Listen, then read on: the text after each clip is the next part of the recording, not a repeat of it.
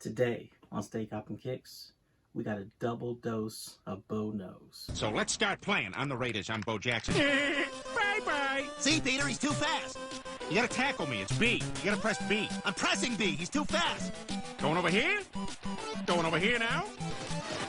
Bo Jackson also played professional baseball. Shut up, Joe. Everybody knows that. A touchdown! Yeah! I won the game, and now I'm gonna jump Bo Jackson! Welcome to StayCoppinKicks. What's good, everyone? My name is That Dude Curtis. You could have been anywhere in the world, but you're here with me right now, and I appreciate that. If you like my content, please like, share, and subscribe. And with that said, let's get into today's video. Now, today's video, we have a double dose of Bo Knows.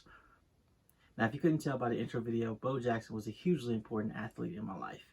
He was one of my all-time favorite athletes when I was a kid, and even now, I do Bo Bikes Bama every year from home. Hopefully one year I can actually go to Alabama and ride with him in order to support his charities and what he does. He is an influential man. He was a great athlete, great person, and you know, it's a shame that his career was cut short. In addition to all those great things about him, he had a fantastic sneaker legacy. You know, Nike used him to usher in the era of the cross trainer, the shoe that people were using to do multiple things at the gym. Apparently Tinker Hatfield, when he would go to the gym, he noticed that people would have different shoes. Some would have a pair of shoes to do weightlifting in and to do aerobics in, as well as a pair of shoes to play basketball in. So Tinker had the idea of creating a shoe that you could do any and everything in it. And that's what began the cross trainer line. Of course, when they're rolling out a new line, they had a couple different athletes that they had wearing the new product. John McEnroe on the tennis court is one that stands out for wearing the Air Trainer 1. But the most famous athlete in the Air Trainers is easily Bo Jackson. So the shoe became synonymous with him, especially when they introduced the Bo Knows campaign. Don't I know you? Nice shoes. And I was the right age to see all that stuff. And it's kind of funny because the first shoe we're going to talk about, initially when I got it as a kid, I wasn't even supposed to get it. My dad had actually gotten me a pair of Air Jordan 5s. I believe it was the 5, might have been a 4. I don't remember, but I know it was one of the Air Jordans that I don't have memories about, so I'm assuming it was either a 5 or a 4 because I don't remember having those as a kid. He brought the shoe home and it was too narrow for me, so I couldn't wear it. So he switched it out for the SC Trainer, which was Bo Jackson's shoe. It was never officially Bo Jackson's shoe, but everyone recognized it as Bo Jackson's shoe. Are you sure we haven't met before? Now where's that Tour de France thing? Nice shoes. I got the SC Trainer. I think I had a white, red, and black colorway, and easily became one of my all-time favorite shoes. It's always had a special place in my heart, and whenever it retros, I always try to get a new pair of them.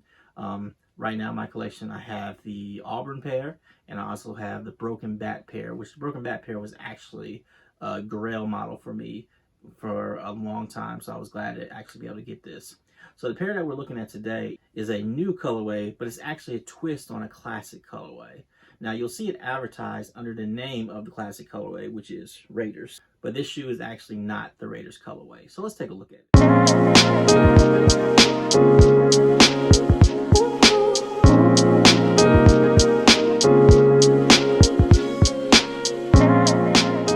The biggest difference between this shoe and the original actual Raiders colorway is the color blocking. Now, of course, the Raiders are known for wearing black and silver, or black and gray. And this shoe is definitely decked out in black, gray, and white. However, if you were to compare it to the original, you would notice that first, the outsole on the original is black, whereas this one uses a clear, translucent color. Also, this tongue, it would be gray on the original. The swoosh is black. And this panel that goes along right here is actually a gray color. So those are some of the biggest things. And then this weaving area right here is actually black on the original Raiders colorway. So it's definitely different. It's not a huge deal to me that this isn't the true OG colorway, just because I really love the shoe. And when it comes to the SC Trainer, outside of the original Auburn color, the OG colors don't matter as much to me. This isn't like a situation with a lot of Jordan models or other retros like the pennies or the Iversons, where the color was really important because that's what you saw him wear and everything.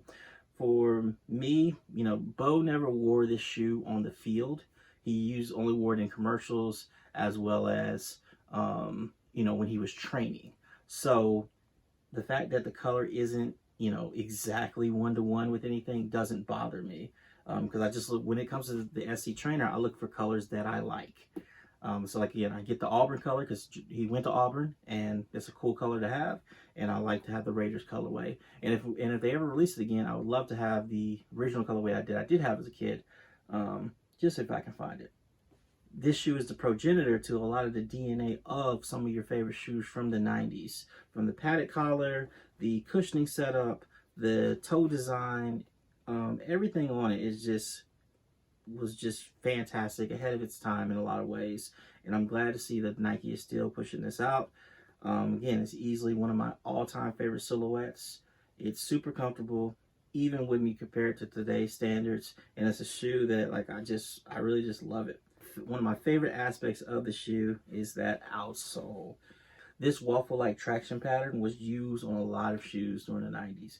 And it's one of the things I have the most memories about. And like I said, I absolutely love it. I like the block letter Nike logo, especially it's on the back of the shoe as well, and the tongue. And overall, this is just a clean silhouette. Again, the SC Trainer is one of those shoes that is timeless, and I really wish Nike would put it back on Nike by You. And I remember during, I think, like 2014, it was available on Nike ID at the time, and I made so many different designs of it, and I never pulled the trigger. I definitely should have pulled the trigger. Also, fun fact about this shoe: the SC Trainer is actually the basis of Ned Flanders' assassin shoe from The Simpsons. Look at that get-up, heavy hands, ankle weights, that's cute.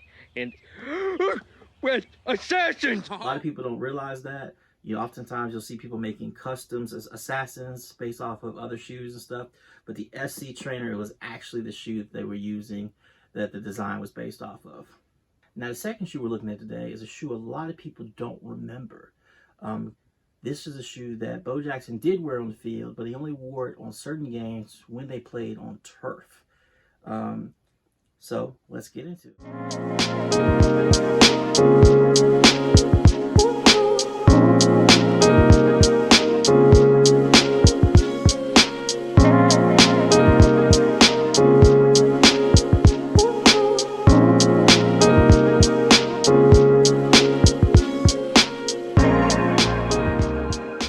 This is the Air Bo Turf. This was Bo Jackson's first official named signature shoe. The shoe is most well known to people for appearing in the Nike Metamorphosis poster, which was a poster that showed Bo Jackson transforming from being a baseball player to being a football player. So when you look closely at the shoe contains a lot of the same design elements of the SC Trainer, just in a low top form. Of course, you see this plastic netting right here that goes across. It's slightly designed a little bit differently than what is on the SC Trainer, but it's very similar. And then again, this is a turf shoe, so it's got the traction, almost the cleat-like traction, to allow Bo to make all the necessary cuts and moves that he needed to be one of the most dynamic and explosive players on the field. Now, since this was a PE that they brought back, the left shoe actually has Bo's number 34 that he wore for the Raiders.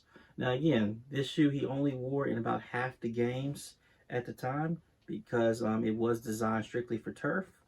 But, again, I remember seeing it, and when I realized Nike was bringing it back, it was something that I definitely wanted to have and add to my collection. Because Bo Jackson is easily one of the greatest athletes ever, one of the most important athletes ever, and one of my personal favorite athletes ever.